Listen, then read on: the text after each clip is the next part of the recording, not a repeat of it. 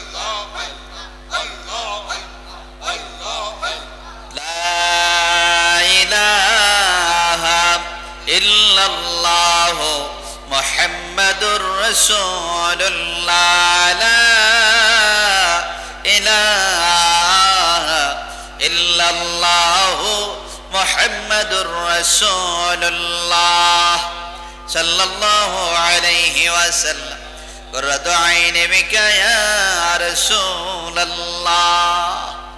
চোখ বন্ধ করে খেয়াল করে বসে জবানের দ্বারা জিকির করলাম। দেখেন আপনার কলবে আল্লাহ নামের জিকির বোঝা যায় কিনা। জিকির যদি না বোঝেন বিনায় বিনায় কান্দের বল আল্লাহ তুমি তো কোরআনের মধ্যে বলেছো ইয়াউমা লা ইয়ানফাউ মালুন ওয়ালা বানুন ইল্লা মান আতাল্লাহা বিকলবিন সালিম। এমন একটা দিন আসবে রে যেই দিন তোমার মাল সম্পদ টাকা পয়সা ছেলে মেয়ে পরিবার পরিজন কোনো কিছু তোমার উপকারে আসবে না। একমাত্র উপকারে আসবে ইল্লা মান আতাল্লাহা বিকলবিন সালিম। তুমি যে বলেছ তুমি যদি তোমার কাছে একটা নিরাপদ কলব নিয়ে একটা সুস্থ কলব নিয়ে যদি যাইতে পারি, আল্লাহ গুনার কারণে আমার কলবের জিকির বন্ধ হইয়া গেছে, আমি কলবের জিকির বুঝি না, আল্লাহ আমার গুনাহ মাফ করে দাও। এই মদিনার জামাতের মাহফিলে বসে গেছি, আল্লাহর ওলিদের মজলিসে বসে গেছি, আল্লাহ আমার গুনাহ মাফ করে দাও। আল্লাহ পাক বলছেন লা তাকনাতু মির রাহমাতিল্লাহ ইন্নাল্লাহা ইয়াগফিরুয যুনুবা জামিআ ইন্নাহু হুয়াল গফুরুর রহিম। আল্লাহ তোমার মতো ক্ষমাশীল তোমার মতো মায়াশীল আর কেউ নাই। আল্লাহ আমরার গুনাহ তুমি মাফ করো জানি। আল্লাহ তুমি যদি ক্ষমা না করো আমরা কার কাছে যাব? আল্লাহ যাওয়ার মতো রাস্তা নাই, চাওয়ার মতো আর কেউ নাই। গুনাহ নিয়ে যদি কবরে যাই, কবরে কি উপায় হবো আল্লাহ? যেই কবরে বিছনা নাই, সঙ্গী নাই, সাথী নাই, আপনজন বলতে কেউ নাই, এমন একটা অন্ধকার কবরে কেমনে থাকবো? বড় ভয় লাগো আল্লাহ। আল্লাহ আমাদেরকে গুনাহগার মহিলাটাকে দিও না আল্লাহ। আল্লাহ আল্লাহ আমলের দিকে তাকাইলে বড় ভয় লাগে, আমলের দিকে তাকাইলে বড় ভয় লাগে ও আল্লাহ। আল্লাহ তোমার মতো ক্ষমাশীল আর কেউ নেই।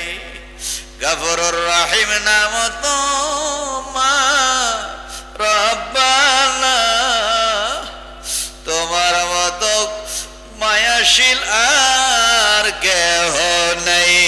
আল্লাহ আল্লাহ আল্লাহ তুমি আমারে মাফ করে দাও, আমি আর বাকি জীবনে গুনাহ করব না। খেয়াল করেন না, আজকে যদি মরে যান, কবরে যদি শুয়ে যায়, কবরটা যদি জাহান্নামের গর্ত হয়ে যায় কি উপায় হবে?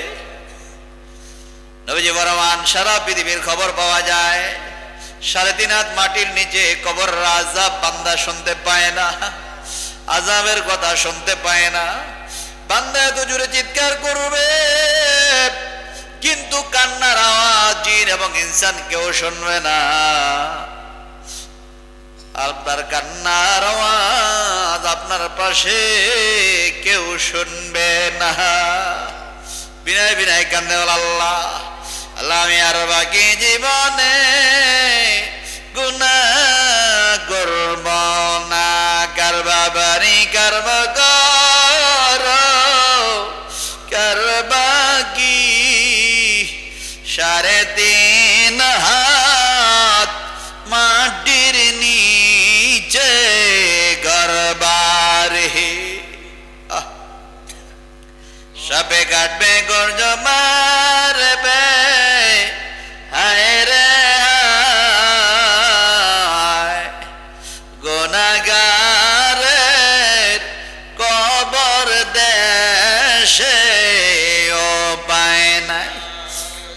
পায় নাই রে ও পায় নাই রে ও পায় নাই গুনাহগারের কবর দেশে ও পায় নাই আল্লাহ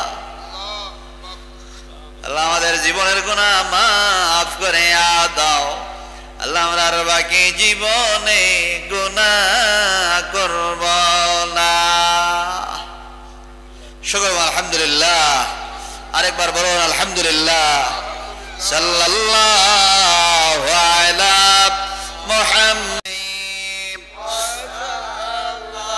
সাল্লাল্লাহু আলা মুহাম্মাদ সাল্লাল্লাহু আলাইহি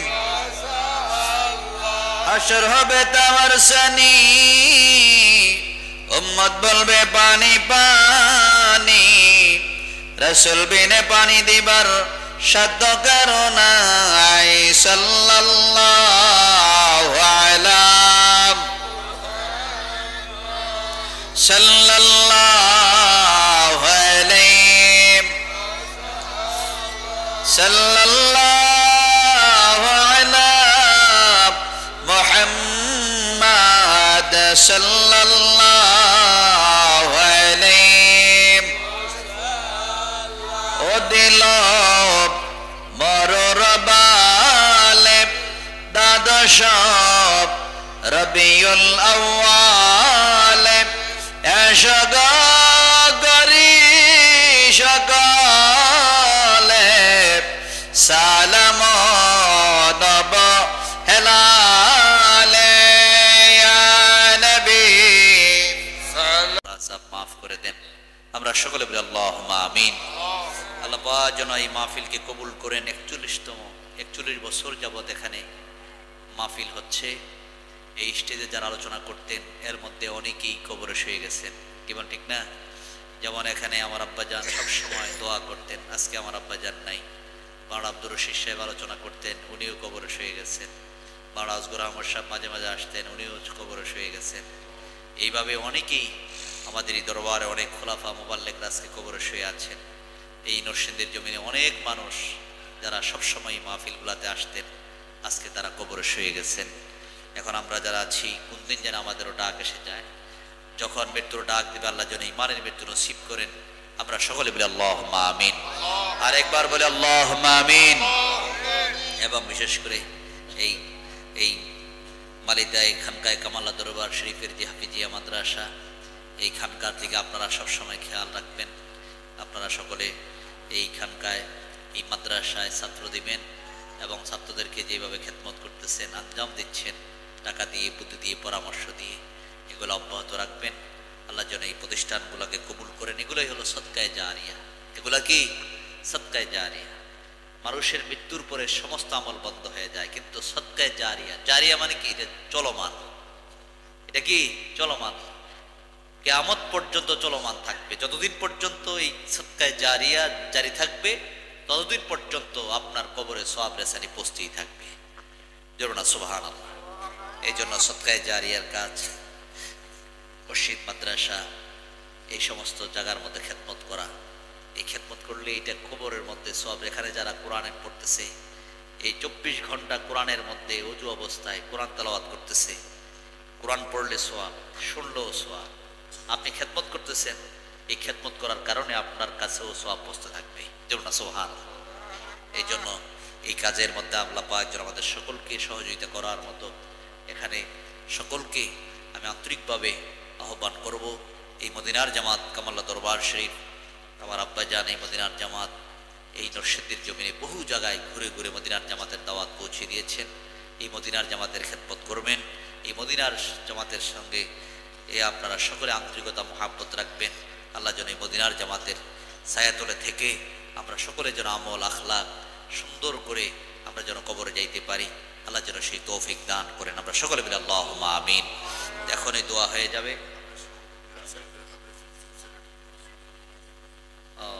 আজকে যে হাফেজ হয়েছে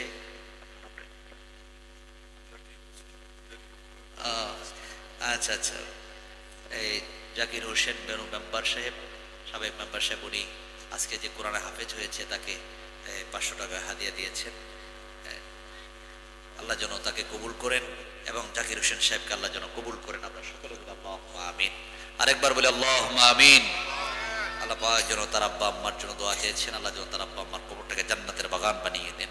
এইভাবে আমাদের আপনজন যেখানে যারা আছে, অনেকের আব্বা আম্মা, দাদা দাদি, নানা নানি, শ্বশুর শাশুড়ি, বংশজ যারা কবর শুয়ে আছেন, আল্লাহ যেন প্রত্যেকের কবর আযাব মাফ করে দেন। আমরা সকলে বলি আল্লাহুম্মা আমিন। সকলের নেক মাকসুদের জন্য একবার সূরা ফাতিহা পড়েন। বিসমিল্লাহির রহমানির রহিম। আলহামদুলিল্লাহি রাব্বিল আলামিন আর রহমানির রহিম মালিকি ইয়াউমিদ্দিন। ইয়্যাকা না'বুদু ওয়া ইয়্যাকা নাস্তাঈন সিরাতাল মুস্তাকিম সিরাতাল লাযীনা আন'আমতা আলাইহিম গায়রিল মাগদুবি আলাইহিম ওয়ালাদ-দাল্লিন। আমিন আমিন ইয়া রাব্বাল আলামিন। সকলে দোয়ায় শরীক আল্লাহুম্মা আমিন।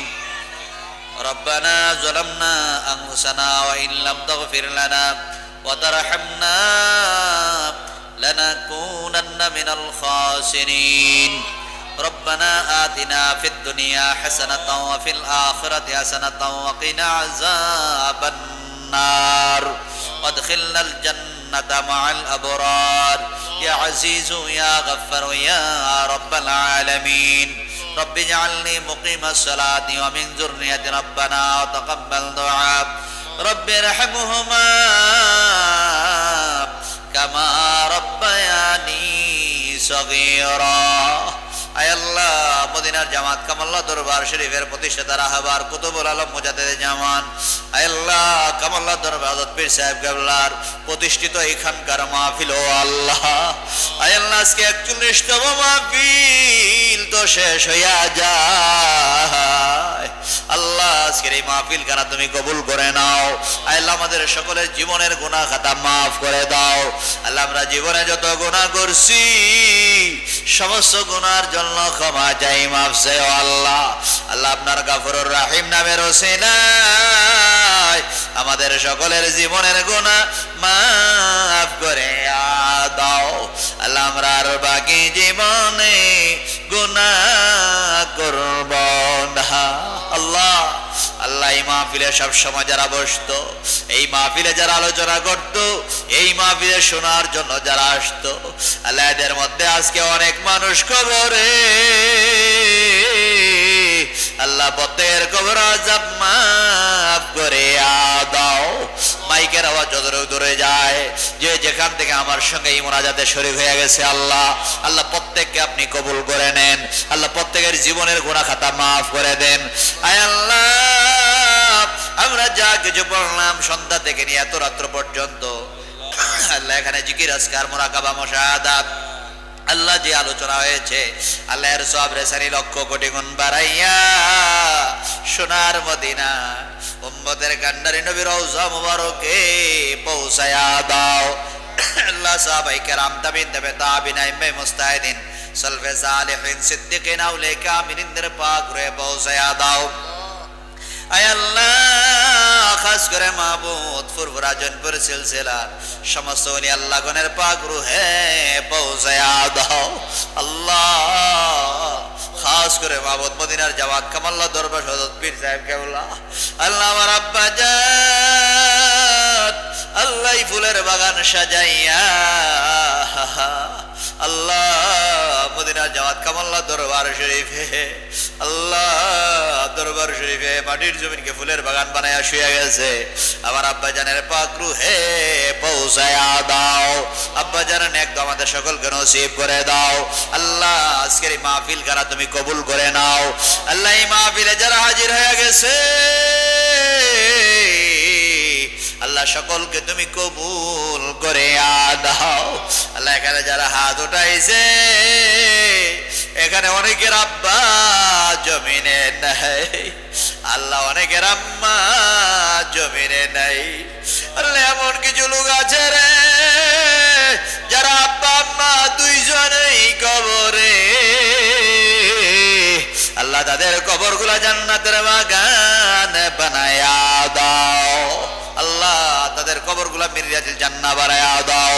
আল্লাহ দুনিয়ার জমিনে চলতে ফিরতে উঠতে বসতে সংসার চালাইতে গিয়ে, আমাদেরকে মানুষ করতে গিয়া আদর মায়া কইরা জীবনে এই চলায় ফেরায় উঠায় বসায় যত গুনাহ করছো মাবুদ সমস্ত গুনাহের জন্য ক্ষমা চাই আল্লাহ তাদের জীবনের গুনাহ মাফ করে দাও আল্লাহ তাদের কবরগুলো জান্নাতের বাগান বানায় দাও জিন্দা যারা আছে প্রত্যেকের নেক হায়াত দারাজ করে দাও নেক আমল করার মতো তৌফিক বাড়ায়া দাও দুনিয়ার জিন্দেগি সহজ আর সরল করে দাও আখিরাতের জিন্দেগি নূরময় করে দিও আল্লাহ আল্লাহ দুনিয়ায় শরম দিও না কাল হাশরের ময়দানে গুনাহগার বইলা ডাক দিও না আল্লাহ কঠিন হাশরের ময়দানে আমাদেরকে গুনাহগার বইলা ডাক দিও না আল্লাহ আমাদের সকলকে আপনি কবুল করেন আল্লাহ আমাদের উপর আপনার খাস রহমত নাজিল করে দেন আল্লাহ